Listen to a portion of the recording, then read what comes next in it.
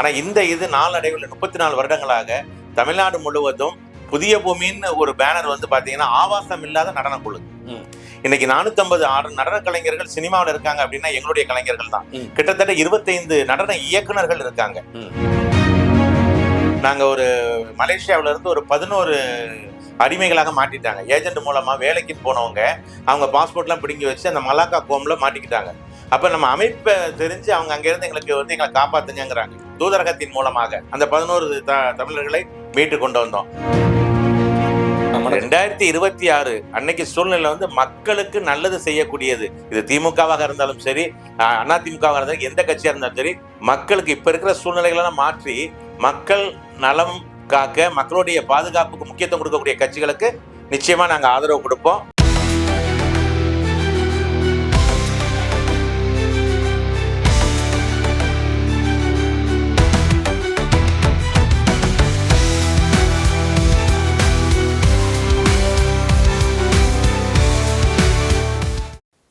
RVR studio நேயர் அனைவருக்கும் வணக்கம். இன்று நம் நேர்காணல் காண இருப்பவர் மக்கள் உரிமைகள் பாதுகாப்பு கழக நிறுவனர் மற்றும் தலைவர் டாக்டர் பி பாலசுப்ரமணியன். அண்ணே வணக்கம். வணக்கம். எப்படி இருக்கீங்க? நல்லா இருக்கேன். மக்கள் உரிமைகள் பாதுகாப்பு கழகம் இது என்ன மாதிரியான உரிமைகளை பாதுகாப்புகளை பெற்று தந்திருக்கிறது? இது வரைக்கும் இந்த கழகம் எதுக்காக ஆரம்பிக்கப்பட்டது? மக்கள் உரிமைகள் பாதுகாப்பு கழகம் 2011ஆம் ஆண்டு ஜனவரி 31ஆம் தேதி ஆரம்பிக்கப்பட்டது. இதற்கு காரணம் வறுமை என்றால் எப்படி இருக்கும், அந்த வறுமையில் பசி என்றால் எப்படி இருக்கும், அந்த ஏழை மக்கள் நடுத்தர மக்களின் வாழ்வாதார சூழ்நிலைகள், உரிமை முறைகள் பிரச்சனைகள் எப்படி இருக்கும் என்கிற ஒரு சூழலில் சிறு வயது முதல் அதை அனுபவித்து வந்த ஒரு காரணத்தினால் மற்ற மக்களுக்கு நன்மை வகிக்கும் வகையிலே, உரிமைகளை காக்கும் வகையிலே இந்த அமைப்பு ஆரம்பிக்கப்பட்டது. அருமை அருமை. இதுல நிறைய ஹியூமன் ரைட்ஸ் அசோசியேஷன்ஸ், நிறைய உரிமைகள் கழகம் அப்படிலாம் இருக்கு.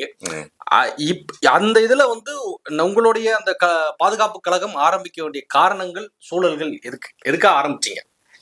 எண்ணற்ற அமைப்புகள் இந்த தமிழ்நாட்டில் இருந்தாலும் கூட ஒவ்வொரு அமைப்பும் அந்த நாம் எந்த நோக்கத்தோடு அந்த மக்களுக்கு சேவை செய்கிறோமோ அந்த நோக்கம் பிரதிபலிக்கவில்லை, அந்த லட்சியத்தை அடைய முடியவில்லை என்கிற ஒரே காரணத்திற்காகத்தான் மக்கள் உரிமைகள் பாதுகாப்பு கழகம் என்கிற ஒரு அமைப்பை நான் ஆரம்பித்தேன்.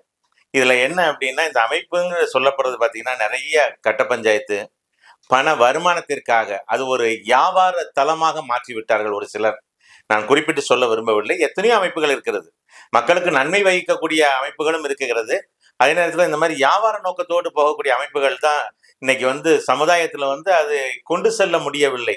அந்த வகையில இந்த அமைப்பு யாரிடமும் நன்கொடை வாங்காமல் 14 வருடங்களாக மருத்துவ சேவைகளும், ஏழை எளிய மக்களுக்கு, தகப்பன் இல்லாத பிள்ளைகளுக்கு உண்டான சேவைகளும், பொது சேவைகள், மக்களால் முடியாத பிரச்சனைகள் அரசாங்கத்தின் உதவியோடு நிறைய பொதுநல பிரச்சனைகளை எடுத்து நாங்கள் சீர் செய்து வருகிறோம். இது தமிழ்நாடு முழுவதும் எல்லா மாவட்டத்திலும் இதுக்கு பெரிய பெரிய ஆட்கள், நல்ல படித்தவங்க, IT peoples, retired police officers, அது மட்டுமல்ல நிறைய டாக்டர்ஸ் இப்படி இருக்கிறாங்க. இவங்களுடைய சேவை எங்களால் என்ன முடியுமோ அதை நாங்கள் செய்கிறோம்னு சொல்லி செய்கிறாங்க. யார்கிட்டையுமே இது வரைக்கும் நாங்கள் நன்கொடை என்பதை நாங்கள் வசூல் செய்யாமல் இந்த அமைப்பை நல்ல ஒரு பெயரோடு மக்கள் மத்தியில் ஒரு ஒரு உரிமைகளை காக்கக்கூடிய அமைப்பாக செயல்பட்டு கொண்டிருக்கிறோம். இது நிறைய செஞ்சிட்டு இருக்கீங்க, அதெல்லாம் ஓகே. இந்த அமைப்பு அரசியலில் இது வரைக்கும் போட்டிட்டு இருக்கா, இல்ல அரசியல் களத்துக்கு போயிருக்கீங்களா? அரசியல் களம்ங்கிறது கிடையாது. இதுல வந்து எல்லா அரசியல் கட்சியை சேர்ந்தவர்களும் இதுல வந்து நிர்வாகிகளாக, உறுப்பினர்களாக இருக்கிறார்கள். இதனுடைய நோக்கம் வந்து அரசியல் களம் என்பது எங்களுக்கு இல்லை. அரசியல் சார்பற்ற ஒரு உரிமை காக்கக்கூடிய ஒரு அமைப்பு. அதைத்தான் இதுவரை நாங்கள் செயல்பட்டு கொண்டு இருக்கிறோம். இல்ல நிறைய பேர் வந்து இயக்கம் ஆரம்பிக்கிறாங்க, அப்புறம் பின்பு கட்சியா மாறுது, அரசியல்ல ஈடுபடுறாங்க. இப்ப நிறைய புது கட்சிகள் வருது, புரியுதுங்களா? இது நாள் போக்குல கட்சி ஆக வாய்ப்பு இருக்குதா? இதோடைய நோக்கங்கள், பயணங்கள் எப்படி இருக்கும்? இல்ல, இதை பொறுத்தளவுல இதுவரைக்கும் அந்த மாதிரி எண்ணங்கள் எங்களுக்கு வந்து அரசியல் கொண்டு போகணுங்கிற எண்ணங்கள் கிடையாது. இந்த அமைப்பு தான் மக்களும் தேடி வராங்க. இன்னைக்கு அரசியல் கட்சிகளை வந்து தேடி போகல. அதே மாதிரி எண்ணற்ற கட்சிகள் இருந்தாலும் ஜாதிய அடிப்படையில தான் நிறைய கட்சிகள் இருக்கு. இப்ப நிறைய பேர் நீங்க சொன்ன மாதிரி அமைப்பா இருக்கிறவங்க அதை கட்சியா மாத்திட்டாங்க. ஆனா கட்சியா மாத்திட்டா நம்ம தமிழ்நாட்டை பொறுத்தளவுல இருக்கக்கூடிய பெரும் கட்சிகள்னு சொல்ல போனா முன்னணியில் இருக்கக்கூடிய ஒரு 3-4 கட்சிகளை சொல்லலாம்.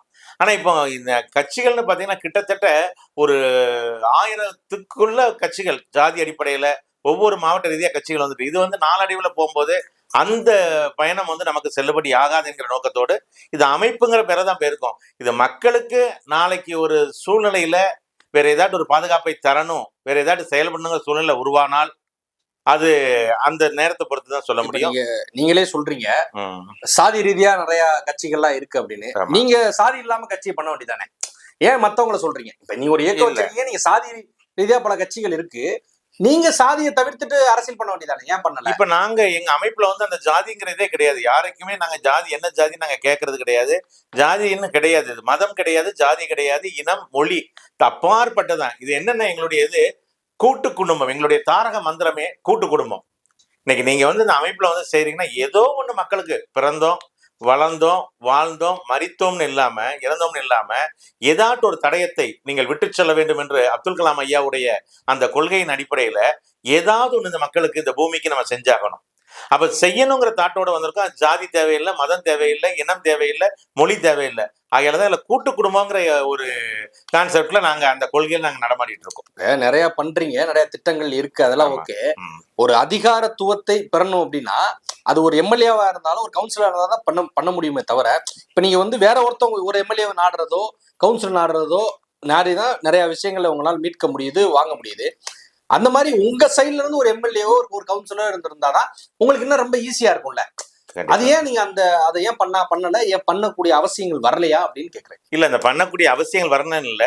அது ஒவ்வொரு முறையும் எங்களை வந்து அது வருவதற்குண்டான வழிமுறைகளை சொல்லிட்டு தான் இருக்காங்க. அதையும் மீறி அமைப்பு மூலமா எங்களால சாதிக்க முடியுங்கிற ஒரு நம்பிக்கை எங்களுக்கு இருக்கு.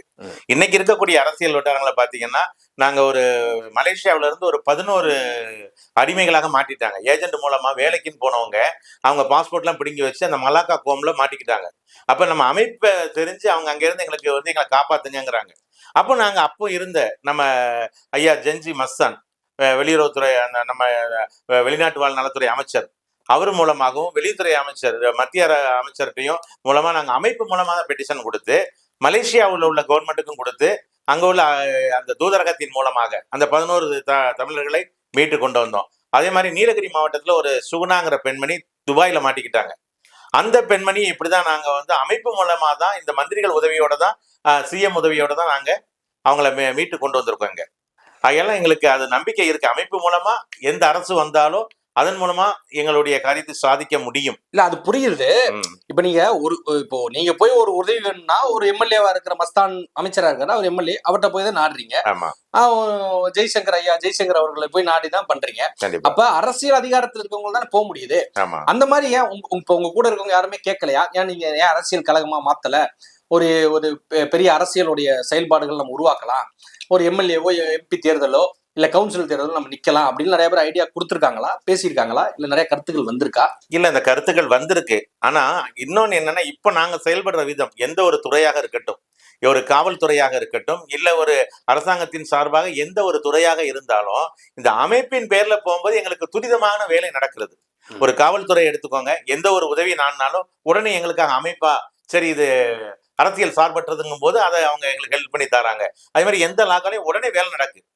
அரசியல்னு போகும்போது இன்னைக்கு எத்தனையோ அரசியல் கட்சிகள் நம்ம ஸ்டேஷனுக்கோ மற்றதுக்கோ போகும்போது அது காரியங்கள் பின்தங்கி போகுதும் ஒரு மரியாதை இல்லாதபடி ஒரு தரம் இருப்பது எங்களுக்கு தெரியுது. ஆகையால அமைப்பு தான் எங்களுக்கு முக்கிய நோக்கம். இது ஒரு வருடங்கள் கழித்து நாளை ஒரு சூழ்நிலை அரசியல் மாற்றங்கள் வந்து இப்படி வந்தால்தான் மக்களுக்கு செய்ய முடியும் என்றாலும் வருவதற்கு தயாராக இருக்கிறோம். நீ பேசும்போது சொன்னீங்க வெளிநாட்டு வாழ் தமிழர்கள் வந்து மாட்டிக்கும் போது நாங்க உதவி பண்ணிருக்கோம். இப்ப இதை பார்த்து இந்த காணொலி பார்த்துட்டு யாராச்சும் உதவிகள் கேட்டா பண்ணுவீங்களா? எப்படி கான்டாக்ட் பண்றது? நிச்சயமா பண்ணுவோம். இப்ப கூட திருநெல்வேலியில வள்ளி பால்பாண்டியன்கிற ஒரு அம்மா வந்து குவைத்துல வந்து ஒரு அங்க உள்ள அங்க அரபியில உள்ள ஒரு போலீஸ்கார வீட்டுல வேலை பார்க்காங்க அந்த அம்மா. இப்ப 20 போய் 7 மாசம் இவங்களும் இதே மாதிரி ஏஜென்ட் மூலமா ஏமாத்தப்பட்டாங்க. இவங்களுக்கு அரபி தெரியல, அவங்க சொல்றது இவங்களுக்கு புரியல, இவங்களுக்கு தமிழ் மட்டும்தான். டெய்லி அந்த அம்மாவை அடிச்சு சித்திரவதை பண்றாங்க. என்னை காப்பாத்துங்கன்னு நடந்துட்டு இருக்காங்க. திருநெல்வேலி மாவட்ட கலெக்டருக்கு வந்து நாங்க போன மாசம் எங்க அமைப்பின் மூலமாக அந்த அம்மாவுடைய பையனை கூட்டு வந்து பெட்டிஷன் கொடுத்தோம்.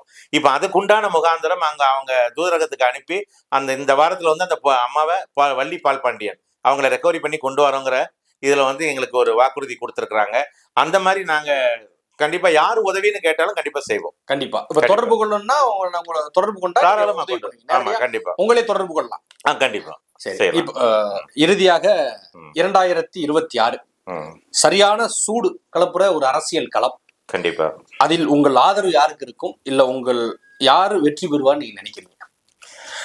இந்த இப்ப இருக்கக்கூடிய அரசியல் சூழ்நிலைகள் வந்து அரசியல் கட்சி என்றாலே மக்கள் வந்து ரொம்ப வெறுத்து போய் இருக்கக்கூடிய சூழ்நிலை தான் இருக்கிறது. இப்போ விலைவாசி ஏற்றம், பொருளாதார நெருக்கடிகள், அது மட்டுமல்ல பாதுகாப்பற்ற சூழ்நிலைகள், பெண்களுக்கு பாதுகாப்பு இல்லை, எங்க பார்த்தாலும் கொலை கொள்ளை மத ட்ரக்கு இந்த மாதிரி விஷயங்கள்ல போய்கிட்டு இருக்கு.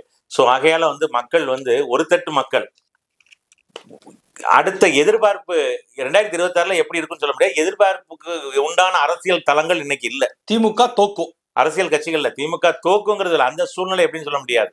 இன்னைக்கு திமுக தோக்குன்னு தான் இப்ப 39 இடங்கள்ல வந்து எம்பி சீட்ல வந்து அவங்க ஜெயிச்சிருக்காங்க. அது என்ன கான்செப்ட் யாருக்கு தெரியாது. ஆனா இது மக்கள் மனநிலையை நம்ம புரிஞ்சு கொள்ள முடியாது. உங்களுக்கு மாற்றம் வேணுமா வேணாமா? உங்களுடைய 2026 அன்னைக்கு சூழ்நிலை வந்து மக்களுக்கு நல்லது செய்யக்கூடியது. இது திமுகவாக இருந்தாலும் சரி, அதிமுகவாக இருந்தாலும் எந்த கட்சியா இருந்தாலும் சரி, மக்களுக்கு இப்ப இருக்கிற சூழ்நிலைகளெல்லாம் மாற்றி மக்கள் நலம் காக்க, மக்களுடைய பாதுகாப்புக்கு முக்கியத்துவம் கொடுக்கக்கூடிய கட்சிகளுக்கு நிச்சயமா நாங்க ஆதரவு கொடுப்போம். அந்த மாதிரி சூழ்நிலை வந்து அதை நாங்க மாற்றத்தை எதிர்பார்க்கிறோம். அதிமுகன்னு சொன்னோடதான் ஒரு ஞாபகம் வருது. உங்களுடைய தாத்தா ஐயா நாஞ்சில் மணிமாறன் அவர்கள் அந்த கட்சிக்கு வந்து நிறைய பிரச்சாரத்துக்குலாம் போகும்போது மேடை நாடகங்கள் எல்லாம் நடனம் எல்லாம் பண்ணி கொடுத்தவங்க ஐயா புதிய பூமின்னு வச்சிருந்தாங்க. அவருடைய பேரன் நீங்க. உங்களுடைய பார்வையில் இப்ப பார்க்க போனா அஇஅதிமுக எப்படி இருக்கு? இன்னைக்கு திமுக அண்ணா திராவிட முன்னேற்ற கழகங்கள் வந்து புரட்சி தலைவர் ஆரம்பித்தத பின், புரட்சி தலைவியுடைய வழிநடத்துதலுக்கு பின் இன்னைக்கு வந்து சிதைஞ்சு போயிருக்கு. இந்த சிதைவு அங்க இருக்கக்கூடிய ஒவ்வொரு தொண்டர்களுடைய மனதிலும் ஒரு வேதனை இருக்கு. ஆனா இதை ஒன்று சேர்க்கக்கூடிய, ஒற்றுமையாக ஒன்று சேர்க்கக்கூடிய அந்த மூலம் வந்து யாருக்கும் தெரியல. ஒண்ணு சேருமா சேராதா? அது இன்னைக்கு ஒவ்வொருத்தருக்கிறது ஈகோ தாங்க. நான் தான் அப்படிங்கிற எண்ணம் இருக்கிற வரைக்கும் ஒண்ணு சேராது. ஆனா இது புரட்சி தலைவர் புரட்சி தலைவி அப்படிங்கிற எண்ணம் உருவானால் ஒன்று சேர வாய்ப்பு உண்டு. ஏன் இந்த கேள்வி கேட்டேன்னா, ஐயா நாஞ்சில் மணிமாறன் உங்க தாத்தா அவர்கள் வந்து எம்ஜிஆர் ஐயா மேல மிக பற்று கொண்டவர் புரட்சி தலைவர். அதனாலதான் புதிய பூமின்னு வச்சாங்க. கண்டிப்பா அந்த பிரச்சாரத்துக்குலாம் உங்களுடைய நடன குழுக்கள் தான் இருந்து புதிய பூமி அந்த மாதிரி நடன குழுக்கள் எல்லாம் வைக்கிறது இல்ல, எதுவுமே பண்றது இல்ல. பண்றாங்க பஸ் பெருசா இல்ல. ஏன்னா அந்த காலத்துல ரொம்ப முக்கியமா இருந்துச்சு. புதிய பூமினா ஒரு பேர் போனது. அது இன்னைக்கு நிறைய இடத்துல பார்க்க முடியல அந்த புதிய பூமி. அதோடைய காரணங்கள் என்ன அப்படின்னு இன்னைக்கு 1984 புரட்சி தலைவரால இந்த புதிய பூமி நடன குழு ஆரம்பிக்கப்பட்டது. இது கட்சியினுடைய பிரச்சாரத்துக்காக ஆரம்பிக்கப்பட்டது. அப்ப இருந்து எங்க நாஞ்சல் மணிமாறன் எங்க அந்த தாத்தாவுடைய தலைமையில ஆரம்பிச்சாங்க. ஆனா இது நாளடைவில் 34 வருடங்களாக தமிழ்நாடு முழுவதும் புதிய பூமின்னு ஒரு பேனர் வந்து பாத்தீங்கன்னா ஆபாசம் இல்லாத நடன குழு. இன்னைக்கு 456 நடன கலைஞர்கள் சினிமாவில் இருக்காங்க அப்படின்னா எங்களுடைய கலைஞர்கள் தான். கிட்டத்தட்ட 25 நடன இயக்குநர்கள் இருக்காங்க. அப்போ இன்னைக்கு ஆபாசம் இல்லாம அன்னைக்கு ஆரம்பிச்ச நாள்ல இருந்து இன்னைக்கு வரைக்கும் நாங்க ஒரே லெவல்ல தான் கொண்டு போறோம். ஆனா இன்னைக்கு வந்து நிறைய இதுல இருந்து வெளியில வந்த புதிய நடன குழுக்கள் அவங்களுக்கு ஏத்த மாதிரி கிளாமரை கொடுக்கறதும் ஆபாசமா கொடுக்கறதும் அந்த மாதிரி பேரை சிதைச்சு வச்சதுனால அது நல்ல ஆபாசம் இல்லாம நடனம் ஆடக்கூடிய கலைஞர்களுக்கு ஒரு பாதிப்பை உண்டு பண்ணியிருக்கு. அந்த வகையில எங்களுக்கு வந்து இந்த நிகழ்ச்சி வந்து குறைவா இருக்கு, வேற ஒண்ணும் இல்ல. ஒரு கேள்வி என்னன்னா, நிறைய பிரச்சனைக்கு போராடிய நீங்கள் மேடை நடனத்துக்கு தடைகள்லாம் விதிக்கும் போது நீங்க அந்த போராட்டம் பண்ணிருக்கீங்களா? அது மீட்டு தருவதற்கு வழிகள்லாம் பண்ணிருக்கீங்களா? ஆமா, இது எங்க தாத்தா இருக்கும்போதே மேடை நடன கலைஞர்கள் சங்கம்னு ஆரம்பிச்சது எங்க தாத்தா தான். அவர் தான் தலைவரா இருந்தார். அதனாலதான் அப்போ அந்த அம்மா புரட்சி தலைவி அம்மா வந்து சிஎம்மா இருக்காங்க. அப்போ இதுக்கு உண்டான போராட்டங்களை முன்னெடுத்தோம். ஆனா இன்னைக்கு வந்து அந்த நடன குழுக்கள் ஒற்றுமையா வர்றதுக்கு உண்டான வாய்ப்பு இல்ல. ஏன்னா எல்லாரும் என்னன்னா ஒரு போட்டியா போயிட்டுது.